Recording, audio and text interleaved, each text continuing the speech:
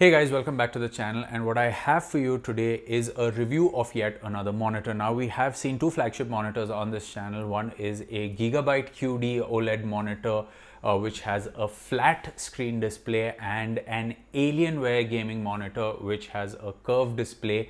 Both are flagship, both are QD OLED, and both are fantastic, and both are really expensive. So if you are considering those monitors, you are in the absolute flagship territory. But what if you're on a budget? And yes, that's what this review is about. If you've seen the title already, it is the Gigabyte GS27Q. It's a 1440p monitor with a refresh rate of 165 Hz, which can be overclocked to 170 Hz. And if you're a PC gamer, I'm sure there are a lot of reviews out there for this monitor that you guys can actually go and check out. What I'm going to talk about today is how good is this monitor if you are a PS5 and Xbox Series X gamer. So without any further ado, let's quickly jump right into the meat of the matter, which is the games and gaming. So I played a lot of games on this monitor, and I want to get two very important points out of the way. The first one is a small con, which is a con I've seen with a lot of budget gaming monitors as well as budget TVs, is that HDR isn't really that great, especially because this monitor has a peak brightness of just 300 nits, and it does not have any dimming zones. It has a fairly decent contrast ratio, which we will get into when we talk about the games themselves. But what I would recommend is you go into the settings of the monitor and just switch HDR off, or you go into your console settings and just switch HDR off, just like I did. When I switched HDR off and I played games on this monitor, it was an absolutely brilliant experience. I'm going to give you one example. If you can experience this somewhere, it'll actually give you a good idea of what HDR gaming is like. So if you play a game like Alan Wake, right, especially the Alan Wake sequences and Alan Wake 2, which are these really dark environments of the city, if you have an OLED or a very high-end TV or monitor, you should play that in HDR, and then when you go back and play it on a budget monitor in HDR, you'll know exactly what I'm talking about, because you really need those deep blacks and contrast to enjoy a game like Alan Wake in HDR. So switch HDR off, be it from your sources, if it's your PC or your Xbox or your PS5. And now here's where this monitor excels. You see, it's a 1440p monitor, and it only comes with two HDMI 2.0 ports and a display port, of course, and an audio out. That's the connectivity options out of the way. It has no speakers, which in my opinion is not a con. But here's the thing. Both the PS5 and the Xbox Series X support 1440p. But if you set the consoles to 4K, what you get is a super sampled image on a 1440p monitor, making everything look that much crisper. So let's actually quickly run through some games, starting with the PS5.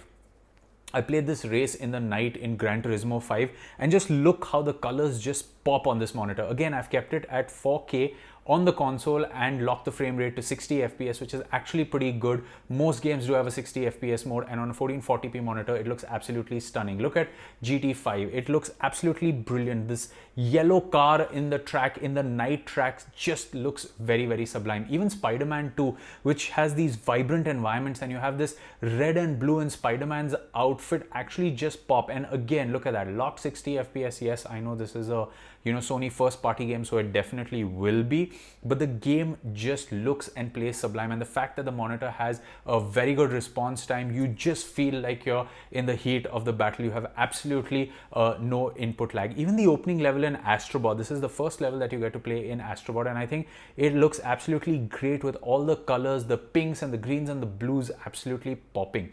And I haven't changed any settings on the monitor, mind you, which we will get to in a bit. Now, Dirt 5, as most of you know, is a great game mastered in HGIG, and as you can see, it looks very good in SDR. I had the same problem in HDR where the biggest, brightest highlights in Dirt 5 kind of looked a little burnt out, but out here in SDR, when I played the game in SDR, it looked absolutely fantastic. And so did Ratchet and Clank, another game where I play in this arena where they keep changing the guns. It was a lot of fun. But the fun actually went to a different level when I connected my Xbox Series X. So let's get the simple stuff out of the way. The two games that I mostly play is Gears 5 and Doom Eternal. Both of them, again, locked 60 FPS, great experience overall. It was absolutely sublime. But the one game that I generally enjoy playing, and I haven't actually used it in my tests a whole lot in the past, but I am going forward, is Ori and the Will of the Wisps. It's a great Metroidvania game. If you haven't played it, it's absolutely beautiful. It has some of the best visuals you can experience on an HDR TV or monitor. But here's the kicker. Because I was only playing it at 4K at 60 FPS, I got a notification pop-up saying that since I was not playing it at a high refresh rate of 120 Hertz, the game would be rendered in 6K and then super sampled to 1440p for this monitor at 60 FPS. And I cannot tell you how good this game looked. I mean, yes, on an HDR display, this game looks absolutely sublime, but in SDR, Ori and the Will of the Wisps looks absolutely gorgeous, especially when it's rendering at such a high resolution. It's just amazing, right? So I'm saying only good things about this monitor, and well, that's because for a price of sub 20K, what do you expect? You expect decent connectivity options, right? It has two HDMI 2.0 ports, one display port, and a headphones out. It doesn't have any built-in speakers, and I'm okay with that kind of a compromise if you are, if the manufacturer is putting in the money to give you a much better overall experience, which this monitor does give.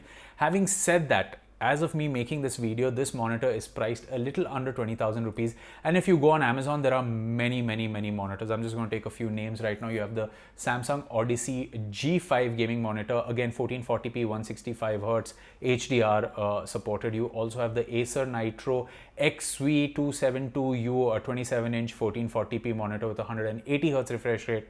For you PC gamers on consoles, I mean, all these come with HDMI 2.0. And you have the LG UltraGear 32 GS27Q. Yeah, so these are some of the monitors under 20,000 rupees, and I haven't reviewed most of them, or any of them actually. This is one of the first monitors sub 20K that I have, and my experience with it as a console gamer has been fairly good. I mean, for most use cases, yeah, I've been playing a bit. I just connect headphones to the 3.5mm port on the controller on both the Xbox and the PlayStation, or if that's not available, I have my set of dedicated headphones which connect to the console to play. So that's sorted. But let's look at one last aspect of this monitor, which is media consumption. Now, I played a lot of YouTube content, a lot of content like Young Sheldon and Top Gun and Mission Impossible, which are some of the standard sequences that I use when I review stuff. And I'd like to tell you that for media content consumption also, this monitor actually gets the job done quite well.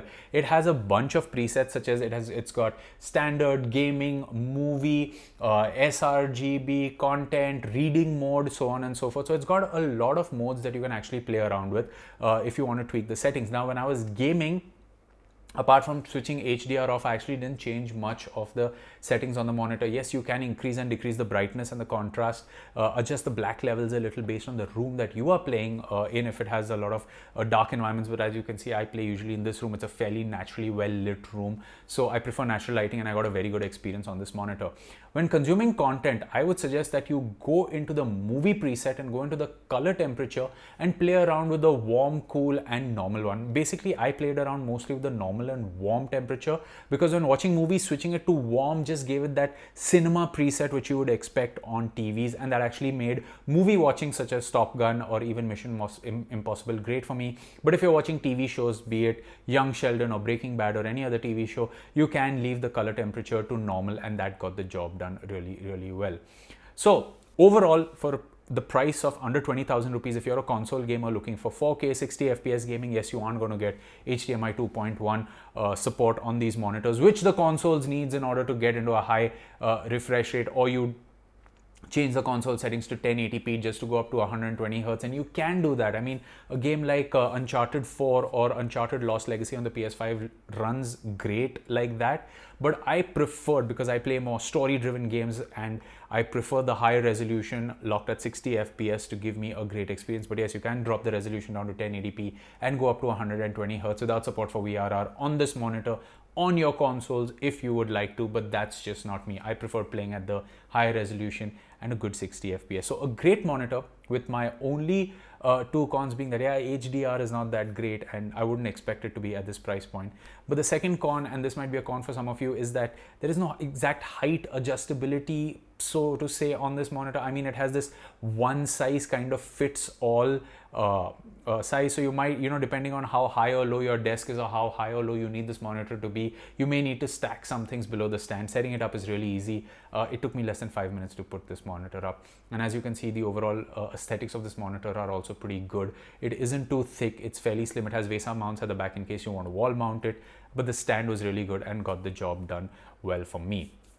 So there you have it, guys. That was my review of the GIGABYTE GS27Q. It has an IPS panel, 1440p resolution, and 165 hertz refresh rate, overclockable up to 170 hertz. So you can let me know what you thought of this review in the comment section below. You can hit me up, as most of you who are regular viewers know that I try to answer as many comments as I can. But this is me, Samir, signing off for now. I will catch you in another video.